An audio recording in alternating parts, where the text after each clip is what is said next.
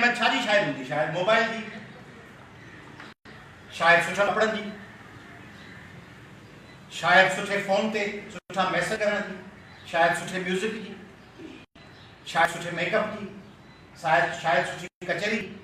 पर उन मेकअपन, कचहरन, कपड़न, खिल भोग, मस्तिन, म्यूजिक, गानन जी जिंदगी तो 6 महीना, साल है, 2 साल।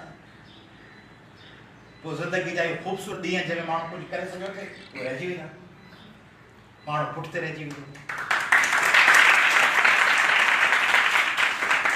जो कुछ के देखा ख्वाब था, ॾिसो ना जिंदगी में जो कुछ ताज़ा लगा है, जो कुछ के देखा ख्वाब था, जो कुछ सुना अफसाना, जिंदगी गुजरी। तंहिंजे करे वो शहर है, मूंखे कराची वेठो हुउसि अमेरिका ह्यूस्टन में, इलाही सारा सिंधी गॾु आहे। शमन मीराली आयो, उनखे चयोसीं गानो ॿुधाए, म्यूज़िक व्यूज़िक कोनो कमरो हो, उनमें असां सभु वेठा हुआसीं कचहरी पहली अमेरिका जे टेक्सास रियासत जे ह्यूस्टन शहर में। रात जो चयोसीं को गानो ॿुधाए, तो इहो गानो ॿुधाई, ही हसी ज़िंदगी ईअं गुज़री वई, ख्वाब हो या हवा का ख़बर ही। तो ये हसी ज़िंदगी ईअं आहे, सभु जेके अमेरिकी सिंधी वेठा सभु रोअण शुरू थी विया, यादि पिया नंढपण, ॿार, माउ पीउ, घर गाठ। त ही हसी ज़िंदगी जा ही लम्हा ये गुज़री वेंदा। पोइ 5, 10, 20 साल खां पोइ हूंदो, अड़े हीअं कयां हा, सभिनी चयो ही पढ़ा हा, जॾहिं मैट्रिक में हुअसि, जॾहिं 14 सालनि जी हुअसि, जॾहिं 16 जी हुअसि, जॾहिं 18 जी हुअसि, उन ॾींहुं ऐं कलाक पढ़ंदी हुअसि, भला 2 कलाक पढ़ा हा।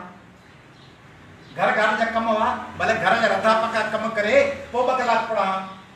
भला प्राइवेट फॉर्म छो कोन भरियमि मैट्रिक जो, इंटर जो फॉर्म छो कोन भरियमि, BA प्राइवेट छो कोन ॾिनमि, MA प्राइवेट ॾेई करे हा, लेक्चरशिप की नौकरी लाइ टेस्ट दिया हा, NTS दिया हा, मास्टरी जी जॉब लाइ टेस्ट दिया हा, घर में नंढड़ो कारोबार कया हा, मानी रधे माण्हुनि खे लंच टाइम ते मोकिलिया हा, भर्त भरिया हा, सिलाई जो स्कूल खोलिया हा, पार्लर खोलिया हा, कुछ कया हा, सिलाई जो कम शुरू कया हा। मूं ज़िंदगी विञाई करी, हाणे मूं वटि पंहिंजा पैसा ई कोन, हाणे हथ टके वेठी आहियां, मुड़ुसु हलियो